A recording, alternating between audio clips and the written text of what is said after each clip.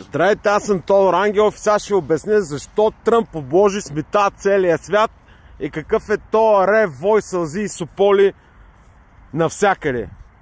Бюджетният дефицит на Съединените щати е 1 трилион и 200 милиона долара, като половината от този дефицит се дължи на Китай и на Европейския съюз. Тоест, с думи прости, САЩ внася за 1 трилион и 200 милиона повече, отколкото изнася. Той е покупател на тази продукция. Естествено, че е супер нормално Тръмп да защити собствените си производители и да наложи мита. Също така е супер нормално, аз съм ви казвал каква е разликата между един политик и един държавник. Политик е всичко това, което е в нашето народно събрание. 240 тъпи продажника, които за пари биха продали и майка си, но дори не знаят и нея как да я изтъргуват добре. А държавник е човек, който гледа да вкарва пари в държавата, да прави населението си по-богато, по-щастливо и съответно държавата му да бъде по-могъща и по-силна. Целта на Тръмп с тия мита е много проста. Когато обложиш целия свят с мита и когато държиш най-платежно способния пазар на планетата, всеки един производител би стигнал логично до извода, че вместо да плаща 30-40% мито и да произвежда, да речем, една вафла във Франция и да плаща 40% мито и да изнася тая вафла в Съединените щати, е много по-добре да си направи завода за вафли в Съединените щати и да не плаща никакво мито, а от своя страна Франция, понеже е дребна и ще се огъни и понеже няма воля да се изправи срещу Тръмп, той пак ще продава тия вафли на същата тази Франция, като най-много да плати 5% мито. Тоест на производителя му е по-изгодно да си премести производството в САЩ и оттам да произвежда хем за американския пазар, който е платежно способен, хем и да изнася за целия свят. И ето ви е проста аритметика. Китай има над 1 милиард и половина пазар. Обаче по платежна способност вътрешния пазар на Китай е няколко пъти по-слаб от вътрешния пазар на Съединените щати, който е около 400 милиона. Говорим като богатство на хората. Така че проста аритметика сочи, че всеки един по-крупен китайски бизнесмен, това се отнася, тази сметка се отнася и за целия свят, всеки един по-крупен бизнесмен е по-добре да си премести производството в щатите, отколкото да плаща тия мита. Това е целта на Тръмп. Да засмучи производството към Съединените щати. И това не е приумица на Тръмп. Сега ще върна малко по-назад. Байден пусна един закон, Biden Inflation Act. Той е закона за инфлация на Байден, с който изсмука цялото производство на Европа в Съединените щати. Като им даде преференции на всички тези, които които си местиха производството там, даде им дълги години земя безплатно, данъци безплатно, някои федерални данъци и така нататък. Прощете го Biden Inflation Act. Тръмп продължава абсолютно същата политика, само че вече изкарана на върхово ниво, с много по-крути мерки. Тоест, ако проследите, ще видите, че и Байден, и Тръмп, те не са различни, нито са измислили нещо ново. Те реализират един и същ план, една и съща стратегия. Значи, силите, които управляват Съединените щати, имат едно планиране, имат едно дългосрочно планиране и това планиране не зависи от президента, който дойде на власт.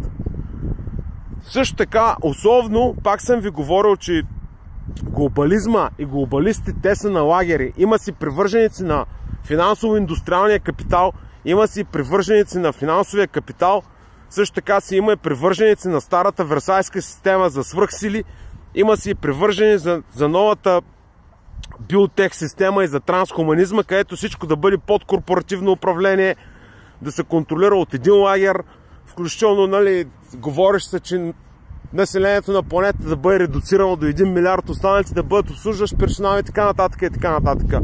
Във всяка една конспирация си има доза истина.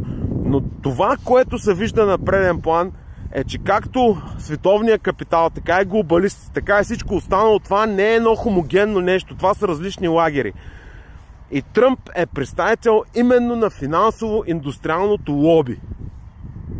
И на него му е пределно ясно, че за да може да щупи Китай и за да може да Съединените щати да бъдат хегемон, са необходими две неща. Първото е да имат много силна и стабилна индустрия и тази индустрия да бъде обезпечена със собствен пазар, собствен платежно-способен пазар. И второто е да имат много стабилна ресурсна база. Именно ако гледате по тази призма, ще разберете защо той тръгна на сближаване с Русия. Защото Русия може да му даде една много силна и сериозна стабилна суровинна база. Именно затова му е необходимо да анексира Гренландия и Канада. Защото взимайки Канада, той ще ликвидира около 70 милиарда търговски дефицит с Канада на първо място. Второ, ще разшири територията, ще увеличи суровинната база. Трето, чисто геополитически, чрез Канада и чрез Гренландия, той вече има мащаб, има простор. Има това, което едно време Хитлер го е наричал Лебенсраум. Геополитически простор на хегемона. Така че целта на Тръмп е просто да прибере производството от цял свят. И той ще го прибере. И неговите действия са изключително правилни. Защо пазарите реагират така и защо почват да падат? Ами поради простата причина, че тези действия просто ще занулят глобализацията по света. На първо време ще я занулят. Те ще занулят глобализацията, ще занулят финансовия капитал, защото ще прекъснат веригите. Прекъсвайки веригите на глобализацията, прекъсвайки глобалистичните вериги, финансовия капитал, това също ще бъде ударено върху него, също ще бъде прекъснат. Но по-важният момент е, че Тръмп усилва дедоларизацията. Тоест, вече това също така налага и разцепване на света на различни зони на влияние и усилва дедоларизацията по цял свят. Сега критиците му казват, че това, видиш ли, щяло да разгони инфлацията и така нататък, което не е съвсем вярно. Вторичните ефекти ще бъдат следните. Първо, ще остане едно огромно китайско карго, защото той митата срещу Китай няма да ги махне.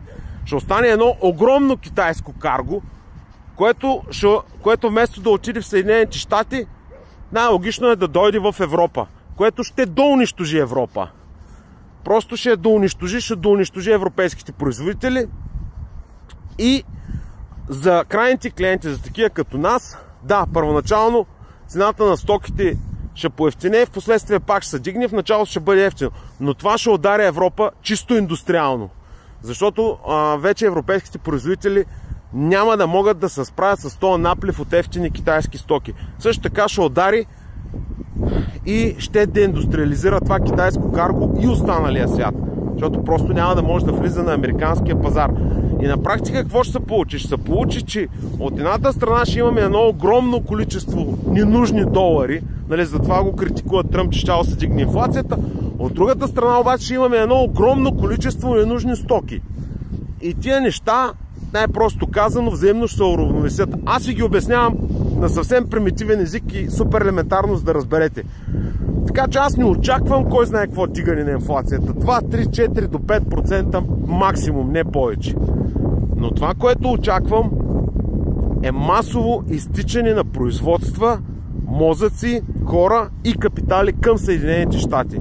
Така че за мен, чисто като държавник, хода на Тръмп е изключително прав. И дори той да махне митата, аз от сега мога да ви кажа, съм готов да се фана на баш, че срещу две организации той няма да ги махне. Срещу Китай и срещу Европейския съюз не само няма да махне митата, а разрива ще става все по-голям.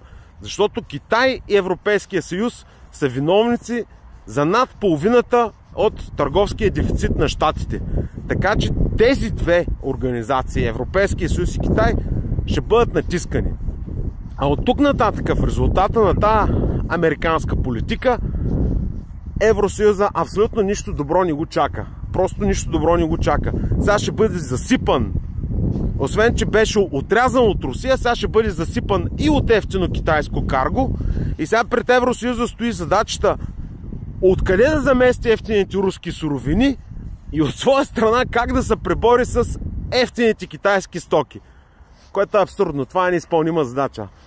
И Евросъюза от един кенеф ще се превърне на един огромен кенеф.